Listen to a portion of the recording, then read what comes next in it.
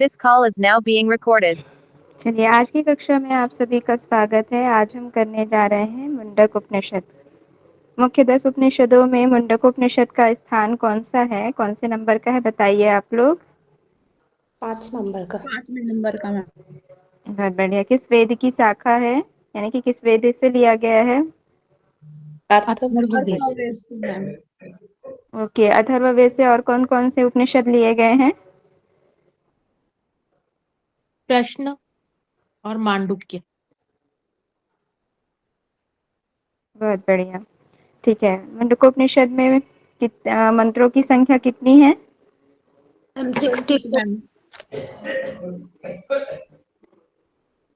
Okay, ठीक है। और इसमें जो है कितने अध्याय बताए गए हैं? 3 मैम। और मुंडकों की संख्या? मैम दो दो दो है सब में। मुंडक 3 है और प्रत्येक के 2-2 भाग हैं। ठीक है, चलिए।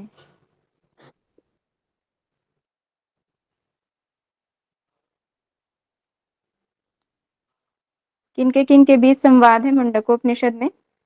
मैम अंगिरा और सोनक ऋषि के बीच में मैम। देखिए, आप लोग को तो याद है, तो फिर मैं पूछ रही थी तो कैसे आंसर नहीं कर रहे थे आप लोग। चलिए, कोई बात नहीं। देखते हैं, हम फिर से अपना जो कर चुके हैं पहले का वो रिवाइज कर लेते हैं, उसके बाद हम द्वितीय मुंडक पर पहुंचेंगे। ठीक है, चलिए। मुंडकोपनिषद अथर्ववेद की जो है सौनकीय शाखा से संबंधित है। सौनकीय शाखा से संबंधित है का अर्थ क्या होगा, यहाँ पर बताइए आप लोग। मैम शौनक ऋषि की वजह से। शौनक ऋषि के द्वारा लिखा गया है, ठीक है, ये शाखा, इसलिए शौनकीय शाखा कहा गया है। बहुत बढ़िया। मुंडक जो है, इसमें 3 मुंडक हैं, प्रत्येक मुंडक के 2-2 खंड हैं और मंत्रों की संख्या जो है 64 है। संवाद जो है अंगिरा ऋषि और सौनक ऋषि के बीच हो रही है। इसमें विषय वस्तु हम देखेंगे तो परा विद्या और अपरा विद्या के बारे में पढ़ेंगे, जो कि ब्रह्म विद्या के ही 2 पार्ट हैं। ब्रह्म विद्या की महानता अर्थात उसके महत्व को समझेंगे। स्वार्थ युक्त कर्मों की निरर्थकता, यानी कि जो स्वार्थ युक्त हम कर्म करते हैं वो फलीभूत नहीं होते, तो हमको कैसे कर्म करने चाहिए? निष्काम भाव से कर्म करने चाहिए, वो यहाँ पर बताया गया है। तप और गुरु भक्ति बताई गई है। सृष्टि की उत्पत्ति कैसे हुई है और ज्ञान का अंतिम लक्ष्य जो है वो ब्रह्म की अनुभूति है। इतने विषय वस्तु हम देखेंगे। ठीक है। मुंडकोपनिषद को एक अन्य नाम मंत्रोपनिषद के नाम से भी जाना जाता है, जिसमें अक्षर ब्रह्म ओम का विशद विवेचन किया गया है, अर्थात यहाँ पर जो है ओम का विस्तृत रूप से यहाँ पर अर्थ बताया गया है, महत्व बताया गया है। और इससे जो है ज्यादा ओम का विस्तृत वर्णन कौन से उपनिषद में किया गया है, बताइए। मैम छांदोग्य उपनिषद में। छांदोग्य उपनिषद की तैत्रीय उपनिषद होगा।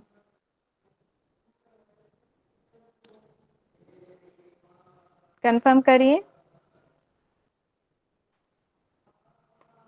बताइए, छांदोग्य या तैत्रीय? मैम मुझे भी छांदोग्य ही पता है। ओके, छांदोग्य में ही है। ठीक है, मैं यही चेक कर रही थी कि आप लोग अपने उस पर कंफर्म है कि नहीं। ठीक है, सही है। चलिए आगे देखते हैं हम।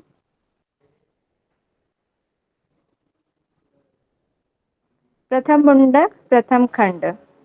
ठीक है, अब यहाँ पर हम देखेंगे कि प्रथम मुंडक में ब्रह्म विद्या के उपदेश क्या क्या कहे गए हैं। तो सबसे पहले यहाँ पर बताया गया है ब्रह्म विद्या का जो क्रम है, किस प्रकार से ब्रह्म विद्या किसको किसको कैसे प्राप्त हुई। तो सबसे पहले जो है ब्रह्म विद्या ब्रह्मा जी को प्राप्त हुई, ब्रह्मा को। ठीक है, फिर ब्रह्मा ने जो है अपने ज्येष्ठ पुत्र अथर्वा को दिया, अथर्वा ने अंगी ऋषि को दिया। ठीक है, फिर अंगी ऋषि से ये जो गया किसके पास? सत्यवाह के पास।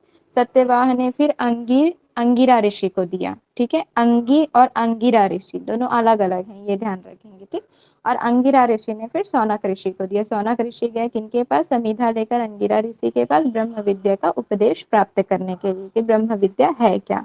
तो इस तरीके से इस क्रम को याद रखेंगे। सबसे पहले ब्रह्म विद्या ब्रह्मा जी के पास आई, फिर ब्रह्मा जी ने अपने ज्येष्ठ पुत्र अथर्वा को दिया, अथर्वा जी ने अंगी ऋषि को दिया, अंगी ऋषि ने फिर सत्यवाह को दिया और सत्यवाह ने अंगिरा ऋषि को दिया। फिर अंगिरा ऋषि के माध्यम से वो शौनक ऋषि तक गया। शौनक नाम के प्रसिद्ध मुनि अति बृहत विद्यालय ऋषिकुल के अधिष्ठाता थे। ठीक है।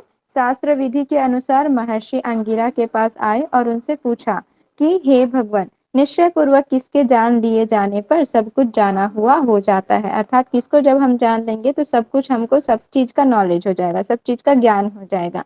तो फिर अंगिरा ऋषि उत्तर देते हैं कि ब्रह्म को जानने के लिए निश्चित पूर्वक कहा गया जो दो विद्याएं हैं वो जानने योग्य है, एक तो परा और दूसरी अपरा। ठीक है। तो ब्रह्म विद्या अर्थात जो जानने योग्य विद्या है वो दो विद्याएं हैं, परा विद्या और दूसरी है अपरा विद्या। ये दोनों ही ब्रह्म विद्या के ही पार्ट है, दो पार्ट।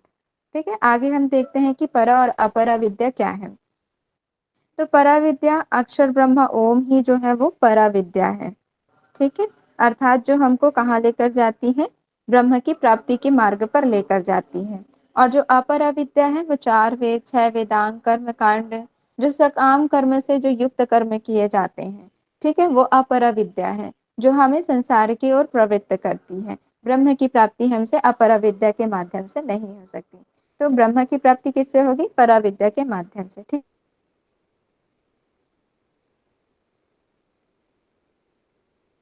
है। तो ये याद रखेंगे, वेदांग बताए। आगे हम देखते हैं ब्रह्म का यहाँ पर स्वरूप बताया गया है। क्या बताया गया है ब्रह्म का स्वरूप या उनकी महिमा क्या बताई गई है? तो सबसे पहले बताया गया कि ब्रह्म जो है वो अदृश्यम है। अदृश्यम अर्थात जानने में ना आने वाला। ठीक है। अर्थात दिखाई ना देने वाला, जानने में ना आने वाला। उसके बाद हम देखते हैं अग्राह्यम, पकड़ में ना आने वाला है। अगोत्रम है, गोत्र आदि से रहित है। अचक्षुर अश्रोत्रम, नेत्र कान आदि ज्ञानेंद्रियों से रहित है। अवर्णम, रंग एवं आकृति से रहित है। अपाणी पादम, हाथ पैर आदि कर्मेंद्रियों से रहित है। नित्य है, शंभु सर्वव्यापी है, सर्वगतम है, अर्थात सब में फैले हुए हैं, सभी जगह व्याप्त हैं। सुसूक्ष्म, अत्यंत सूक्ष्म है। तो इतने सारे जो है परम ब्रह्म के स्वरूप जो बताए गए हैं। जिस प्रकार मकड़ी जाल को बुनती है या बनाती है और उसे स्वयं निगल जाती है, जिस प्रकार पृथ्वी में नाना प्रकार की औषधियां उत्पन्न होती हैं और जिस प्रकार जीवित मनुष्य के केस और रोए उत्पन्न होते हैं, उसी प्रकार अविनाशी ब्रह्म से इस सृष्टि में जो कुछ भी उत्पन्न होता है वो सबका जो नियुक्त करता है या उत्पन्न करता है वो अविनाशी ब्रह्म है। ठीक है। आगे देखें। अब यहाँ पर सृष्टि की उत्पत्ति का क्रम बताया गया कि सृष्टि कैसे उत्पन्न होती है। तो ब्रह्म ने सर्वप्रथम तप किया, तप से जो है वृद्धि हुई अर्थात गति आई। गति से जो शतरज है वो तीन गुणों में टूटता है, शतरज तम। उसके बाद उसकी विषमता से, ठीक है, उसमें महत की उत्पत्ति होती है। महत तत्व से फिर अन्न की उत्पत्ति होती है। अन्न से जो है पंच तन्मात्राएं जो है उत्पन्न होती हैं। साथ में जो है स्थूलभूत इंद्रियां उत्पन्न होती हैं। इस प्रकार जो है सृष्टि की उत्पत्ति होती है। तो सबसे पहले ब्रह्म ने तप किया, तप से गति आई, गति से जो है सतरजतम तीन गुणों की जो है समता टूटी। फिर वे समता से जो है महातत्व की उत्पत्ति हुई। महातत्व से अन्न की उत्पत्ति हुई। अन्न से पंच तन्मात्राएं व एक मन जो है इंद्रिय की उत्पत्ति हुई और उससे फिर सृष्टि की उत्पत्ति हुई। फिर यहाँ पर बताया गया है कि जो प्रारंभ में कारणभूत अक्षर ब्रह्म था, जिसने इस जगत को अपनी इच्छा से उत्पन्न किया, अर्थात अक्षर ब्रह्म जो ओम है सबसे सर्वप्रथम वही था और उसी ने ही अपनी जगत से, अपनी इच्छा से जगत की उत्पत्ति की। तब स चीयते ब्रह्म ततो अन्न अभिजायते, अन्न अन्नात् प्राणो मनः सत्यम लोका कर्मसु च अमृतम, यह सर्वज्ञ सर्वविद यस्य ज्ञानम ज्ञानमयम तापः तस्मात् एतद् ब्रह्म नाम रूप अन्नम च जायते। अर्थात पहले इस प्रारंभ में जो जगत का जो कारण भूत है अर्थात जो कारण है वो अक्षर ब्रह्म था। उन्होंने अपनी इच्छा से जगत की उत्पत्ति की, नाना प्रकार की योनियां बनाई, मनुष्य बनाए, उनके कर्म निर्धारित किए। कर्म निर्धारित करने के बाद उन्होंने अन्न बनाया, अन्न से प्राणों की प्रतिष्ठा की और प्राणों से उन्होंने क्या बनाया? मन बनाया। मन से उस परम ब्रह्म तक पहुंचने की जिज्ञासा उत्पन्न की। ठीक है। यानी कि परम ब्रह्म क्या है, ये जानने की जो ललक है वो मनुष्यों में उन्होंने उत्पन्न की। जो सर्वज्ञ हैं, सर्वविद हैं, उनका तप भी जो है ज्ञान युक्त होता है, क्योंकि उसी ने ही इस चराचर तथा नाना रूपी सृष्टि की रचना की है। किसने? परम ब्रह्म परमेश्वर ने। तो यहाँ पर जो बताया गया है कि सर्वप्रथम जो कारण था वो अक्षर ब्रह्म था, और उन्होंने ही अपनी इच्छा से जगत की उत्पत्ति की, नाना प्रकार की योनियां बनाई, मनुष्य बनाए, उनके कर्मों का निर्धारण किया, कर्मों के निर्धारण करने के पश्चात अन्न की उत्पत्ति की, अन्न से फिर प्राण में उनके शरीर में प्राणों की प्रतिष्ठा की, प्राण से फिर मन बनाया, मन से उस परम ब्रह्म तक पहुंचने की जो है जिज्ञासा उन्होंने उत्पन्न की। ठीक है। इस प्रकार यहाँ पर जो है सृष्टि की उत्पत्ति का क्रम बताया गया है, इसको आप लोग ध्यान रखेंगे। फिर अब हम आते हैं पहले मुंडक के द्वितीय खंड में। अब यहाँ पर यज्ञ के बारे में बताया गया है कि यज्ञ हमको किस तरह से करने चाहिए और कौन कौन से यज्ञ होते हैं और किस समय पर करना चाहिए। तो यहाँ पर बताया गया कि यज्ञ में 2 आहुतियां देने की बात कही गई। सबसे पहले मौन पूर्वक आहुति देना है, ओम प्रजापते स्वाहा करके। फिर इंद्रदेव को आधार मानते हुए ओम इंद्राय स्वाहा, इनका जो है सबसे पहले हमको आहुति देनी है अग्नि पर। उसके बाद आज्य भाग की 2 आहुतियां, तो अग्नि देवता के लिए उत्तर पूर्व में आहुति देनी है और फिर सोम देवता के लिए दक्षिण पूर्व में। इनको ही आज्य भाग कहा जाता है, और बाकी जो शेष आहुतियां होती हैं उसको अग्नि के मध्य भाग में दिया जाता है। ठीक है। इस प्रकार अब यहाँ पर यज्ञ की जो है विधि तो नहीं कहेंगे, यज्ञ का नाम बताया गया है और कौन से समय पर कौन से यज्ञ करने चाहिए ये बताया गया है। तो हमारा पहला आता है दर्श यज्ञ, इसको अमावस्या के समय करना चाहिए। फिर आता है पौर्णमास्य यज्ञ, इसको हमको करना चाहिए पूर्णिमा के समय में। चातुर्मास्य यज्ञ आता है, वर्षा ऋतु के समय में करना चाहिए। फिर आग्रयण यज्ञ शीत ऋतु में करना चाहिए। और अतिथि यज्ञ, अतिथि देवो भव बोला जाता है ना, ये नित्य प्रतिदिन करना चाहिए। और वैश्वदेव यज्ञ भी जो है दैनिक यानी कि नित्य प्रतिदिन इसको भी करना चाहिए। तो इस तरीके से आप यज्ञ और इनका समय याद रखेंगे, क्वेश्चन में आ सकता है कि कौन सा यज्ञ जो है कौन से समय पर किया जाता है। ठीक है। चलिए अब आगे देखते हैं हम। अब अग्नि की 7 जिह्वाएं अर्थात अग्नि की जो 7 लपेटें उठती हैं जब हम आहुतियां देते हैं, उस समय उनके रूप कैसे होते हैं और उनका कौन कौन सा नाम होता है। ठीक है, ये यहाँ पर बताई गई है। तो काली कराली च मनोजवा च सुलोहिता या च सुधूम्र वर्णा स्फुलंगिनी विश्वरुचि च देवी लेलाय माना इति सप्त जिह्वा। इसको जो है इस मंत्र को आप लोग याद रख लेंगे, क्योंकि जो है सीक्वेंस में भी पूछा जा सकता है। तो आप हिंदी में याद रखेंगे तो ऊपर नीचे हो सकता है, इसलिए आप इन मंत्रों को याद कर लीजिएगा। काली कराली च मनोजवा च सुलोहिता य च शुधुम्र वर्णा स्फुलिंगिनी विश्वरुचि च देवी लेदाय माना इति सप्त जिह्वा। अर्थात काली, काली जो होती है उसका स्वरूप कैसा होता है, काले रंग वाली होती है, और इसका जो लोक होता है भूलोक, और चक्र मूलाधार चक्र पर हम समझ सकते हैं। फिर है कराली, कराली जो होती है अति उग्र होती है, जब आग लगने की दशा होती है ना उस समय पर वो जो होती है वो मतलब कराली वाली अग्नि ही होती है। इसका जो लोक बताया गया है भूवा लोक, और चक्र है स्वादिष्ठान चक्र। फिर है मनोजवा, मनोजवा नाम से ही पता चल रहा है यहाँ पर मन के समान अर्थात चंचल होती है। ठीक है, तो इसका जो लोक बताया गया है स्वाहा, और चक्र है मणिपुर। फिर है सुलोहिता, सुंदर लाली लिए हुए, जो लालिमा युक्त अग्नि होती है वो होती है सुलोहिता, लोक है महा और चक्र है अनाहत।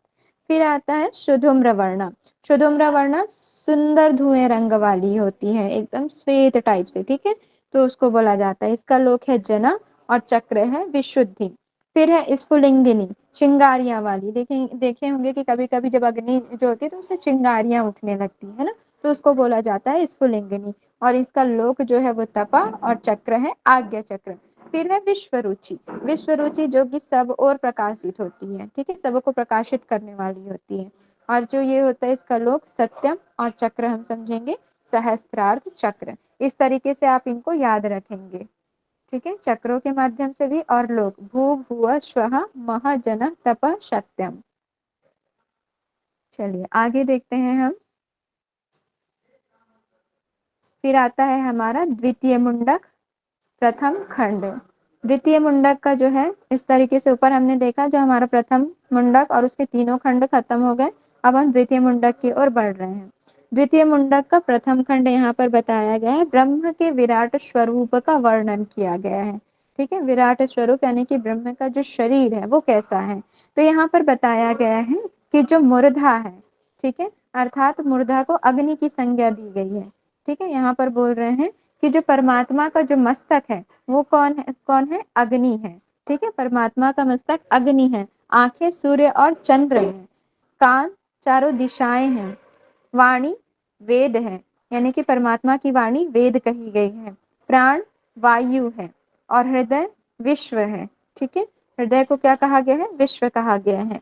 और पांव, यानी कि पांव जो है पृथ्वी से जो पांव से उत्पन्न हुई है वो पृथ्वी, पृथ्वी को ही परमात्मा के पैर कहे गए हैं। और अक्षर ब्रह्म ओम को सर्वभूत अंतर आत्मा कहा गया है, जो हृदय रूपी गुहा में विराजमान है। तो इसको भी याद रखेंगे, इससे भी क्वेश्चन बनता है कि परमात्मा की मूर्धा किसे कहा गया है, आंखें किसे बोला गया है, परमात्मा के प्राण किसको कहा गया है, पांव किसको कहा गया है, इस तरीके से पूछा जाता है। तो आप इसको याद रखेंगे।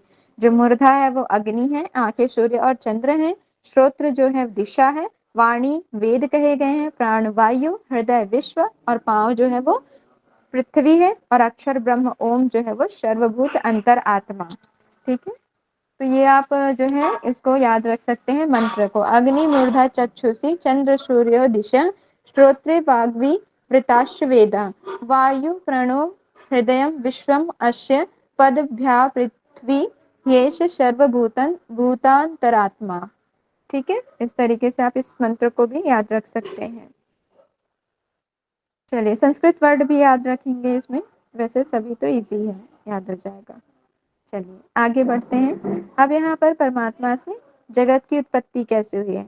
हमने ऊपर में देखा था सृष्टि की उत्पत्ति कैसे हुई, अब हम देख रहे हैं जगत की उत्पत्ति। हालांकि दोनों सेम है, लेकिन यहाँ पर अलग अलग रूप से बताया गया है। ठीक है, सब अब यहाँ पर बताया जा रहा है कि जो परमात्मा है, परमात्मा से सबसे पहले अग्नि प्रकट हुआ, अर्थात अग्निदेव प्रकट हुए। ठीक है, जिसकी समीधा क्या है, सूर्य है, अग्नि की समीधा सूर्य है। फिर उस अग्नि से ही सोम उत्पन्न हुआ। ठीक है, अग्नि की समीधा सूर्य है, फिर उससे क्या हुआ उत्पन्न, सोम अर्थात चंद्रदेव उत्पन्न हुए।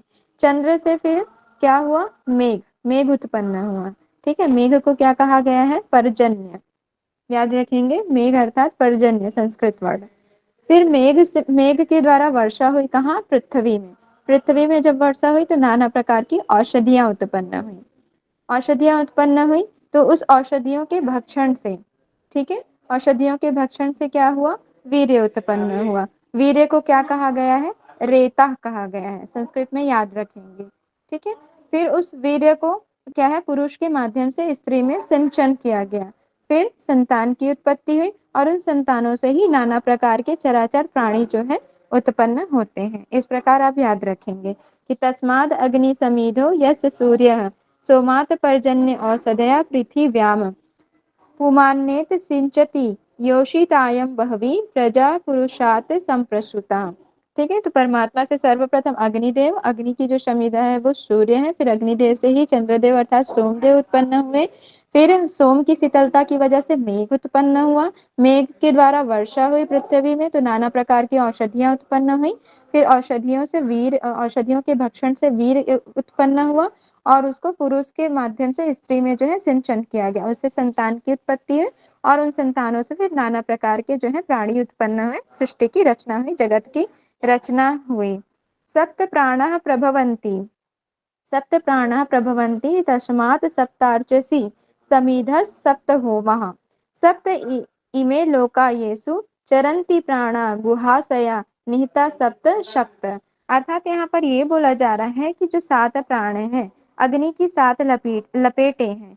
ठीक है, यहाँ पर अग्नि की 7 लपेटे, 7 विश्व रूपी समिधाएं और 7 प्रकार के हवन तथा 7 लोक और इंद्रियों के 7 द्वार, जिससे ये जो 7 प्राण हैं वो विचरण करते हैं। हृदय रूपी गुहा में शयन करने वाले यह 7 के समुदाय उसी परमेश्वर के द्वारा सब प्राणियों में स्थापित किए जाते हैं। यानी कि ये जो 7 के समुदाय हैं वो प्राणियों में किसके द्वारा स्थापित किए जाते हैं, परमात्मा के द्वारा स्थापित किए जाते हैं। आगे देखते हैं हम। अब हम आते हैं द्वितीय मुंडक, द्वितीय खंड। अब यहाँ पर जो है ध्यान का लक्ष्य बताया जा रहा है। ध्यान का लक्ष्य क्या है, ब्रह्म है, ईश्वर प्राप्ति का जो यहाँ पर जो है मार्ग बताया गया है। ठीक है, तो यहाँ पर बोला जा रहा है प्रणवो ध्यानो, प्रणवो धनुषरो, सॉरी, प्रणवो धनुषारो, सरो होगा ना, ये सरो याद रखेंगे। ही आत्मा ब्रह्म तल्लक्ष्य उच्यते, अप्रमत्तेन वेधव्य सर्वत्र अन्मयो भवेत। ठीक है, अर्थात यहाँ पर ये कहा गया है कि जो परमेश्वर का वाचक प्रणव है, प्रणव अर्थात ओमकार है, उसे ही धनुष समझो। ठीक है, ओमकार को धनुष समझो, जीवात्मा ही बाण है।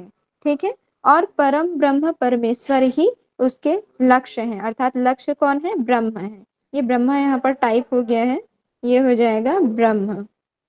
ठीक है, तो क्या बोला जा रहा है कि जो परमेश्वर स्वरूप यानी कि परमेश्वर का वाचक जो प्रणव ओमकार है, उसको आप धनुष समझो, जीवात्मा को बाण कहा गया है, और लक्ष्य कौन है, ब्रह्मा। तो उस लक्ष्य को, ठीक है, अर्थात उपासना करने वाले प्रमाद रहित जो साधक हैं, उस लक्ष्य को भेद सकते हैं। किस लक्ष्य को, ब्रह्म के लक्ष्य को भेद सकते हैं। कौन से साधक, जो प्रमाद रहित हैं।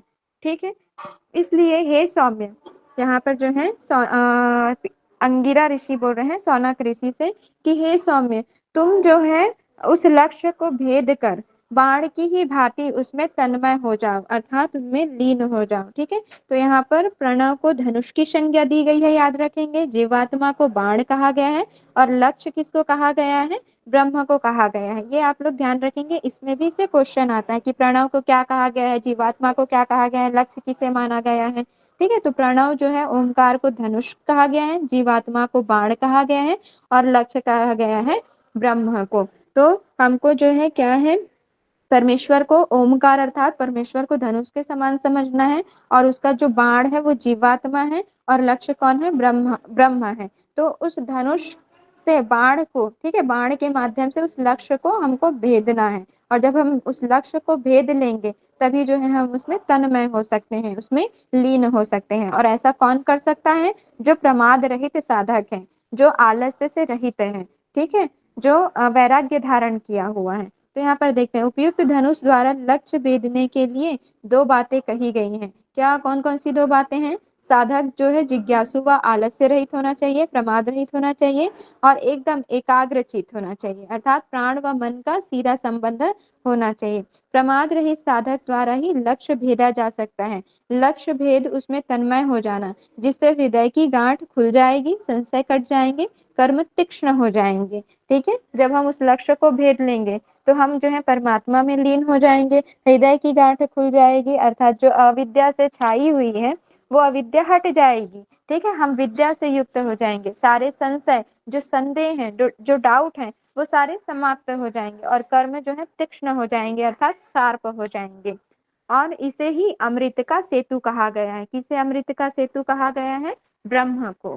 ठीक है, जो संसार सागर से हमको पार कराने वाले हैं, उन्हें ही अमृत का सेतु कहा गया है। ब्रह्म मध्य भाग में स्थित रहता है, सबके प्राण और शरीर का नेता है, अर्थात जो ब्रह्म है वो कहाँ स्थित रहता है, शरीर में हृदय रूपी गुहा पर निवास करता है, अर्थात शरीर के मध्य भाग में निवास करता है, और सबके प्राण और शरीर का नेता है, अर्थात प्राण और शरीर को चलाने वाला वह कौन है, ब्रह्म ही है। ठीक है, चलिए आगे बढ़ते हैं हम। अब यहाँ पर जो बताया गया है मंत्रों के माध्यम से ब्रह्म की ही जो है गुणों का यहाँ पर महिमा मंडल किया गया है, उनके गुणों को बताया जा रहा है। सबसे पहले हम देख लेते हैं यहाँ पर, न तत्र सूर्यो भाति न चंद्र तारकम नेमा, विद्युतो भांति कुतो यम अग्नि, तमेव भांत अनुभाति सर्वम, तस्य भाषा सर्वम इदम विभाति। कौन से ये, और हम लोग कहाँ देखे हैं इस मंत्र को, न तत्र सूर्यो भाति न चंद्र तारकम, बताइए आप लोग। नेमा विद्युतो भांति कुतोयम अग्नि, याद आया, कहाँ देखे हैं इस मंत्र को। और मेरी आवाज आ रही है सभी को। मैम याद नहीं आ रहा है, ये पढ़ा तो है।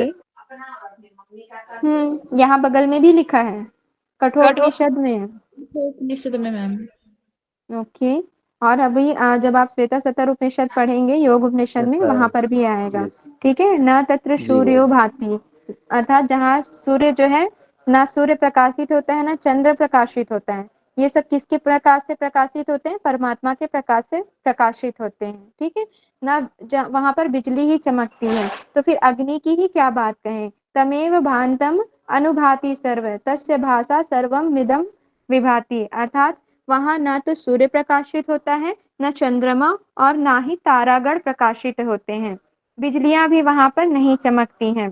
फिर इस अग्नि के लिए तो क्या ही कहें। ठीक है, उसके प्रकाशित होने पर सब जो है उसके पीछे उसी के प्रकाश से प्रकाशित होते हैं। किसके प्रकाश से? परमात्मा के, ब्रह्म के प्रकाश से ही सब प्रकाशित होते हैं, और उन्हीं के प्रकाश से यह संपूर्ण जगत भी जो है प्रकाशित होता है। ठीक है, तो इसको आप लोग याद रखेंगे।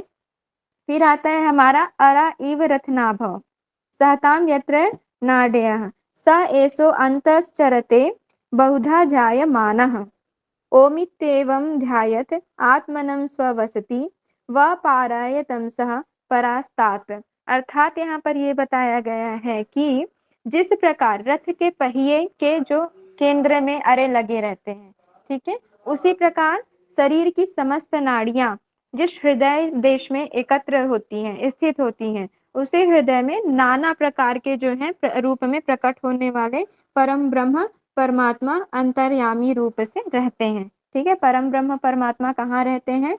हृदय के मध्य में स्थित रहते हैं। ओमित्येवं ध्यायत आत्मनं स्वस्ति व पाराय तमसा परस्तात, अर्थात इस प्रकार जो क्या है, सबके आत्मा पुरुषोत्तम ओम का इस नाम के उच्चारण के साथ साथ निरंतर ध्यान करते रहना चाहिए। ठीक है, जो हमने ऊपर ओम को पढ़ा है ना, ओमकार जो है परमात्मा के वाचक है, प्रणव है। ठीक है, तो उस ओम का ही हमको निरंतर ध्यान करते रहना चाहिए। इस प्रकार परमात्मा के ओम इस नाम का जप और उसके अर्थभूत परमात्मा का ध्यान करते रहने से हमको उस परमात्मा को प्राप्त करने की सामर्थ्य आ जाती है। ठीक है, जो अज्ञान रूपी अंधकार जो है छाए रहते हैं वो दूर हो जाते हैं, और संसार सागर से हमको पार करने में सामर्थ्यता आ जाती है। इससे हमारा क्या होता है? कल्याण होता है। ठीक है, तो यहाँ पर वही बताया गया कि जिस प्रकार रथ के पहिए के केंद्र में अरे लगे रहते हैं, उसी प्रकार शरीर के समस्त नाड़ियां जिस हृदय देश में एकत्र होती हैं, स्थित रहती हैं, उसी हृदय में जो है परम ब्रह्म परमेश्वर का वास होता है। और उस परम ब्रह्म परमेश्वर ओम के उच्चारण से, अर्थात उनका नित्य जप करने से, मनन करने से, ध्यान करने से वह परमात्मा जो है हमको उनको प्राप्त करने में हमको क्या सामर्थ्य प्रदान करते हैं। ठीक है, जिससे अंधकार रूपी अज्ञानता सदा के लिए समाप्त हो जाती है और संसार सागर से भी हम पार हो जाते हैं।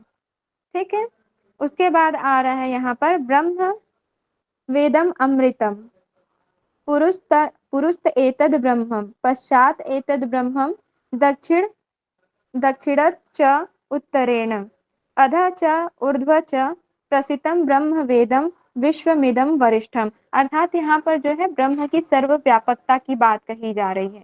ठीक है, कि हर जगह पर जो है ब्रह्म का ही वास है, ब्रह्म है की सत्ता ही विराजमान है। ठीक है, तो यहाँ पर बोला गया कि ब्रह्म वेदम अमृतम, अर्थात यह अमृत स्वरूप परम ब्रह्म ही सामने है। ठीक है, पुरुषतात अर्थात सामने है। पश्चात ब्रह्म दक्षिण दक्षिणश्च उत्तरेण, अर्थात ब्रह्म जो है वो पीछे भी है, ब्रह्म जो है दाई और बाई ओर भी है। ठीक है, अधः च ऊर्ध्व च, अर्थात ब्रह्म जो है नीचे की ओर भी है और ऊपर की ओर भी है। प्रसितम प्रसितम अर्थात सभी जगह फैला हुआ भी है। ब्रह्म वेदम विश्वम इदम वरिष्ठम, अर्थात जो संपूर्ण जगत में सर्वश्रेष्ठ कौन है? ब्रह्म ही है। ठीक है, अर्थात इस मंत्र के माध्यम से परमात्मा की जो सर्वव्यापकता है, सर्वरूपता को यहाँ पर बताया जा रहा है कि जो अमृत स्वरूप परम ब्रह्म परमात्मा वो आगे भी है, पीछे भी है, दाएं बाएं बाहर भीतर ऊपर नीचे सर्वत्र जो है उनका वास है, सभी जगह वो फैले हुए हैं। इस विश्व ब्रह्मांड के रूप में ये सर्वश्रेष्ठ ब्रह्म ही प्रत्यक्ष दिखाई दे रहे हैं। ठीक है, इस प्रकार से यहाँ पर इनके महिमा का वर्णन किया गया है कि सभी जगह वे व्याप्त हैं। अब आगे देखते हैं, यहाँ पर हमारा जो द्वितीय मुंडक है वो कंप्लीट हुआ। ठीक है, अब हम देखते हैं तृतीय मुंडक का प्रथम खंड। अब यहाँ पर आत्मा और परमात्मा की जो है बात बताई जा रही है कि किस तरीके से जो जीवात्मा है वो सभी चीजों को भोगता है और परमात्मा हमारे हृदय पर निवास करते हुए सारी चीजों को देखता रहता है। ठीक है, तो यहाँ पर बोला जा रहा है द्वा सुपर्णा सुयजा सखाया समानम समानम वृक्षम परिस्वजाते तयोरन्य पिपलम स्वादवतन्य अन्ययो अभिचाक सीति। अर्थात यहाँ पर ये बोला जा रहा है कि साथ साथ रहने वाले तथा सख्य, ये हो जाएगा संख्या लिखा है साख्य भाव, ठीक है, अर्थात मित्रता का भाव रखने वाले दो पक्षी जीवात्मा और परमात्मा, ये हो जाएगा आत्मा लिखा हुआ है जीवात्मा हो जाएगा। ठीक है, जीवात्मा और परमात्मा एक ही वृक्ष पर रहते हैं, एक ही वृक्ष पर अर्थात एक ही शरीर पर रहते हैं। उनमें से एक उस वृक्ष के पीपल का स्वाद लेता है, फल का स्वाद लेता है। ठीक है, ये फल हो जाएगा। और दूसरा जो परमात्मा है वो निराहार रहते हुए केवल देखता रहता है। अर्थात ये बोला गया है यहाँ पर कि जो ईश्वर और जो जीव है ये सदा साथ साथ रहने वाले दो मित्र हैं। ठीक है, दो मित्र पक्षी हैं। ये इस शरीर रूपी वृक्ष में एक साथ ही हृदय रूप घोंसले में निवास करते हैं। कौन? जो ईश्वर और जो जीवात्मा है वो दोनों मित्र की भांति एक ही शरीर में निवास करते हैं। इन दोनों में एक जो जीवात्मा है उस वृक्ष के फल रूप अपने कर्म फलों का जो है फल भोगता है, अर्थात तो जो उसने पाप और पुण्य कर्म किए हैं उसका वह फल भोगता है। और जो दूसरा है ईश्वर, उन कर्म फलों से किसी प्रकार से उसका कोई संबंध नहीं होता है। ठीक है, वो निराहार रहते हुए भी अर्थात कुछ ना खाते हुए भी केवल चुपचाप उन चीजों को देखते रहता है। कौन से चीजों को? जो जीवात्मा उन कर्म फलों को भोगता है। ठीक है, तो हम ऐसा सोचते हैं कि जो भी हम कर रहे हैं उसका परिणाम जो है आत्मा को प्राप्त होता है, अर्थात आत्मा भोगता है, लेकिन ऐसा नहीं होता।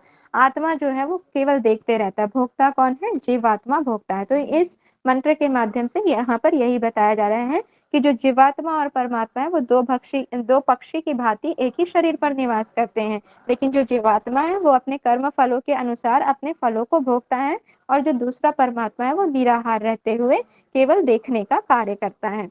शरीर में रहने वाला जीवात्मा मोहवश सभी इंद्रियों का उपभोग करता है, जबकि दूसरा केवल दृष्टा मात्र है, परमात्मा है। ठीक है, जब साधक उस प्राण रूप परमात्मा को जान लेता है, ठीक है, जब साधक, ठीक है, जब उसकी जो है अविद्या रूपी अंधकार है जब दूर हो जाता है, ज्ञान से युक्त हो जाता है, ठीक है, तब वो जब परमात्मा को जान लेता है तब वह अपनी आत्मा को भी उन सभी मोह बंधनों तथा उपभोगों से अलग कर लेता है, अर्थात वैराग्य धारण कर लेता है। फिर परमात्मा के साथ ही योग स्थापित करता है और मोक्ष को प्राप्त करता है। ठीक है, ये वाली लाइन समझ में आई कि जो जीवात्मा और परमात्मा एक ही शरीर में रहते हैं, तो जीवात्मा अपने कर्मों के कारण जो भी उसके फल होते हैं उसको वो भोगता है और जो परमात्मा है वो केवल देखने का काम करता है। लेकिन जब जीवात्मा भी सभी चीजों को जो है जान लेता है उपभोग करने के बाद, ठीक है, उस परमात्मा को जान लेता है, तो वो भी जो है मोह बंधनों का और उपभोगों का त्याग कर देता है और परमात्मा के साथ योग स्थापित कर लेता है, अर्थात परमात्मा के साथ कनेक्ट हो जाता है और मोक्ष को प्राप्त करता है। ठीक है, अब यहाँ पर बताया गया है सत्य की ही सदा जीत होती है, सत्यमेव जयते। ठीक है, ये जो लोगो है इसी उपनिषद से लिया गया है, सत्यमेव जयते जो वाक्य है। सत्यमेव जयते नानृतं सत्येन पंथा विततो देवयानः येन क्रमयन्त इष्यो ह्यात् कामा यत्र सत्यस्य परमम निधानम। अर्थात यहाँ पर ये बोला जा रहा है कि सत्य की ही सदा जीत होती है। ठीक है, इसका याद रखेंगे जो है कि क्या है, सत्य की ही सदा जीत होती है, झूठ की नहीं। सत्य से ही देवयान मार्ग जो है परिपूर्ण होते हैं। ठीक है, तृतीय मुंडक के प्रथम खंड का जो है 6वां मंत्र है सत्यमेव जयते नानृतं सत्येन पंथा विततो देवयाना, अर्थात सत्य की ही विजय होती है, झूठ की नहीं। सत्य से ही देवयान मार्ग परिपूर्ण होते हैं, इसके द्वारा ही कामना रहित ये ना क्रम इंतिष्यो, ठीक है, ये ना क्रम इंतिष्यो ह्याप्त कामा यत्र तत् सत्यस्य परमम निधानम, अर्थात इसके द्वारा ही कामना रहित ऋषिगण उस परम पद को प्राप्त करते हैं। परम पद अर्थात परमात्मा को प्राप्त करते हैं, जहाँ सत्य के श्रेष्ठ भंडार रूप परमात्मा का निवास होता है। अर्थात जहाँ सत्य होता है वहीं परमात्मा का निवास होता है, झूठ की कोई जगह नहीं होती। अंत में जो है झूठ ही हारता है और सत्य की सदा विजय होती है। ठीक है, इसका अर्थ ये है, इसे भी याद रखेंगे कि ये जो है मुंडकोपनिषद में कहा गया है। चलिए आगे देखते हैं हम। परमात्मा आत्मा को हम कैसे प्राप्त कर सकते हैं, तो जो परमात्मा प्राप्ति के यहाँ पर जो है साधन बताए गए हैं। ठीक है, सत्येन लभ्य तपसा, एक सेकेंड, सत्येन लभ्य तपसा होश आत्मा सम्यक ज्ञानेन ब्रह्मचर्येण नित्यम अंतः शरीरे ज्योतिर्मयो ही शुभ्रो यम पश्यन्ति यतः क्षीण दोषः। अर्थात यहाँ पर ये बोला जा रहा है कि जो परमात्मा प्राप्ति के क्या साधन बताए गए हैं, जो सत्य तप व ब्रह्मचर्य से युक्त हो वही परमात्मा को प्राप्त कर सकता है। ठीक है, सत्येन लभ्यस तपसा, सत्य तप और ब्रह्मचर्य, इन तीनों से जो युक्त साधक होता है वही परमात्मा को प्राप्त कर सकता है। अव्यय पुरुष की प्राप्ति, अव्यय पुरुष अर्थात परमात्मा की प्राप्ति अरण्यवासी संत स्वभावतः श्रद्धा का सेवन कर रजोगुण रहित सूर्य मार्ग से अव्यय पुरुष अमृत को प्राप्त कर पाते हैं। श्रद्धा का सेवन करते हैं, रजोगुण से रहित होते हैं और सूर्य मार्ग से अव्यय पुरुष अमृत को भोगते हैं अर्थात मोक्ष को प्राप्त करते हैं। निष्काम भाव से वेदांत शास्त्र सम्यक ज्ञान जीवन लक्ष्य में रत दोष रहित वही परमात्मा को देख पाते हैं। अर्थात जो परमात्मा को कौन देख पाते हैं, तो जो निष्काम भाव से युक्त होते हैं, जो वेदांत या शास्त्र युक्त सम्यक ज्ञान को प्राप्त करते हैं। ठीक है, जीवन को जो है लक्ष्य मानकर क्या होते हैं, दोषों से रहित होते हैं, वही जो है परमात्मा को देख पाते हैं। बलहीन प्रमाद ग्रसित कितना भी तप करे परमात्मा की प्राप्ति नहीं कर सकते। जो बलहीन होते हैं, जो प्रमाद से ग्रसित होते हैं, ठीक है, जो हर वक्त आलस करते रहते हैं, वो कितना भी तप कर ले, कितना भी भजन कर ले, कितना भी पुण्य का कार्य कर ले, परमात्मा को प्राप्त नहीं कर सकते। ठीक है, तो यहाँ पर जो है परमात्मा प्राप्ति के साधन बताए गए हैं कि कौन प्राप्त कर सकता है और कौन नहीं कर सकता। तो जो सत्य तप व ब्रह्मचर्य से युक्त होता है वही परमात्मा की प्राप्ति कर सकता है, और जो बलहीन होता है, प्रमाद ग्रसित होता है, वो जो है परमात्मा की प्राप्ति नहीं कर सकता।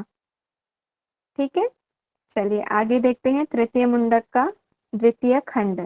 अब यहाँ पर हम देख रहे हैं कि ब्रह्म विद्या का अधिकारी कौन होता है। तो यहाँ पर बताया गया है कि जो निष्काम कर्म करने वाले हैं, ठीक है, वही जो है ब्रह्म विद्या के अधिकारी होते हैं। तो सबसे पहले हम लोग यहाँ पर देखते हैं कि ब्रह्म विद्या के अधिकारी तृतीय मुंडक के द्वितीय खंड का जो 10वां नंबर का मंत्र है वो उसमें बताया गया है। क्या बोला गया है,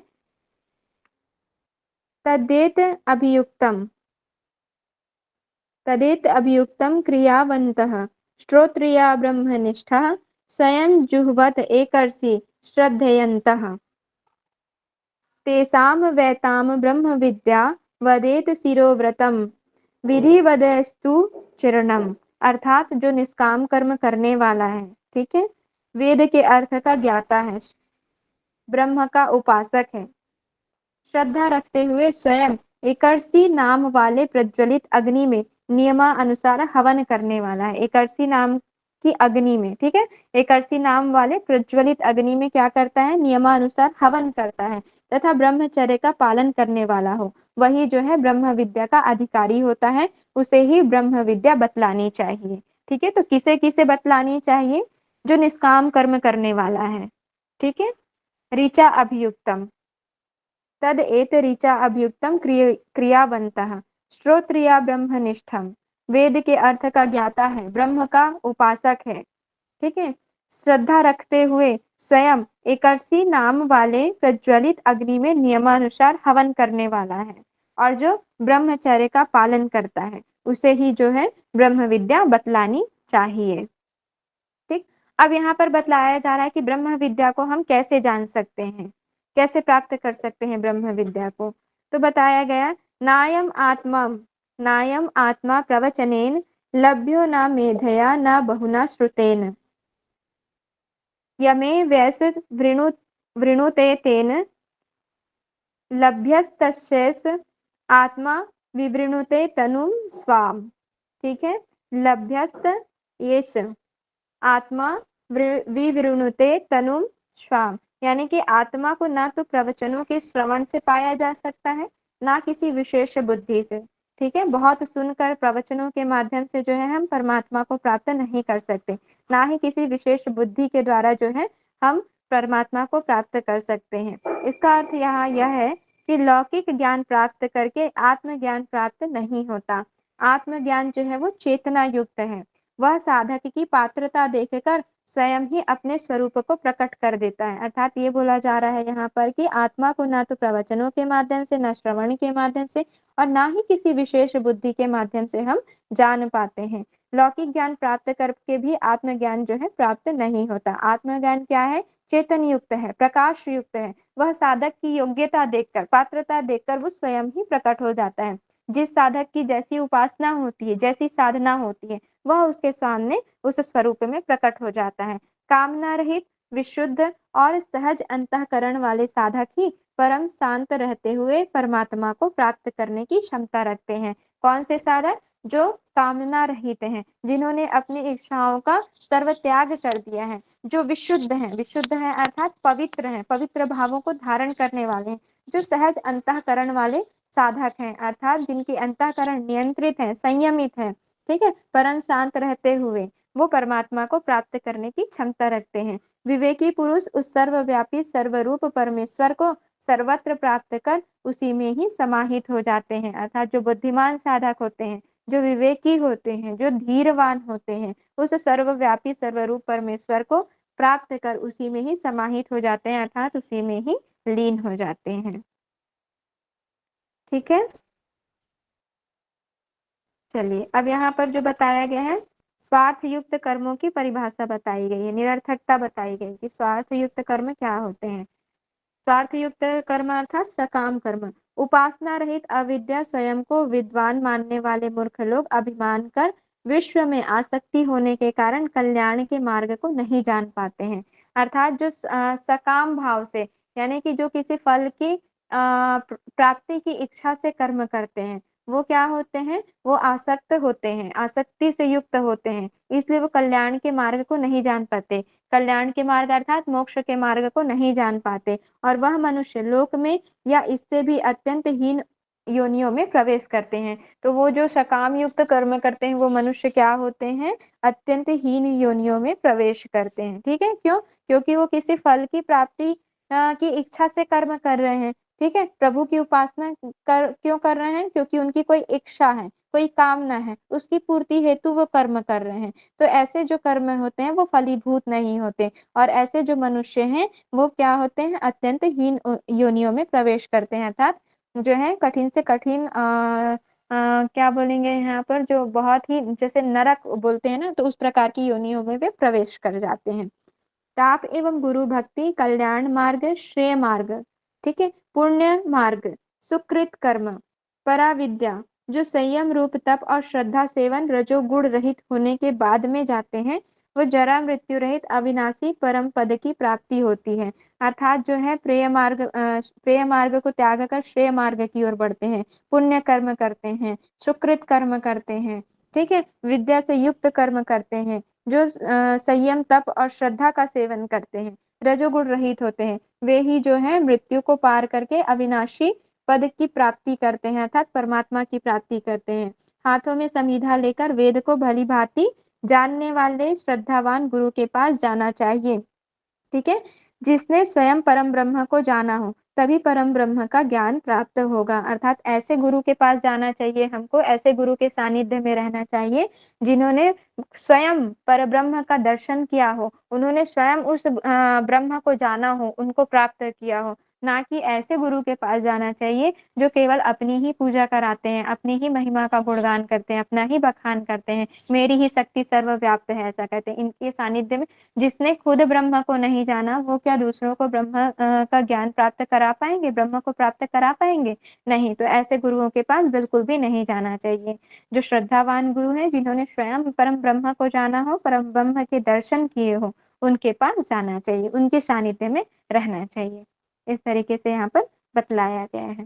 ठीक है, तो यहाँ पर जो है हमारा मुंडकोपनिषद कंप्लीट हुआ। किसी के कोई डाउट हो तो पूछ लीजिए आप।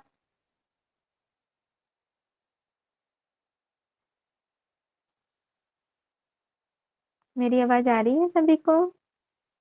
Yes ma'am. Ma'am okay, Samvidha clear है। समिधा लकड़ी बोल सकते हैं, जो हम हवन सामग्री में यूज करते हैं ना, आहुति देने के समय जो लकड़ियां जलाई जाती है उनको बोलते हैं समिधा। जी मैम। ठीक है, तो जिनको भी ज्ञान प्राप्त करना होता था, परम ब्रह्म को जानना होता था, वो समिधा लेकर जाते थे और फिर ऋषियों से ज्ञान प्राप्त करते थे। चलिए, और किसी के कोई डाउट?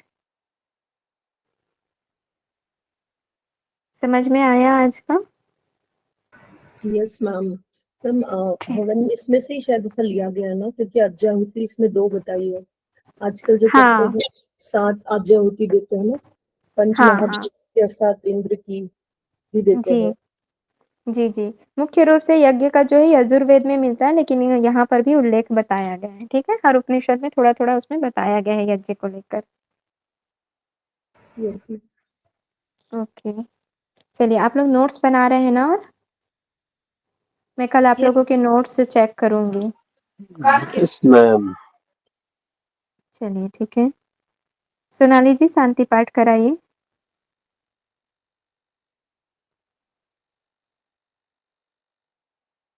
सोनाली जी आवाज आ रही मेरी? चलिए हिमांशु जी आप ही शांति पाठ कर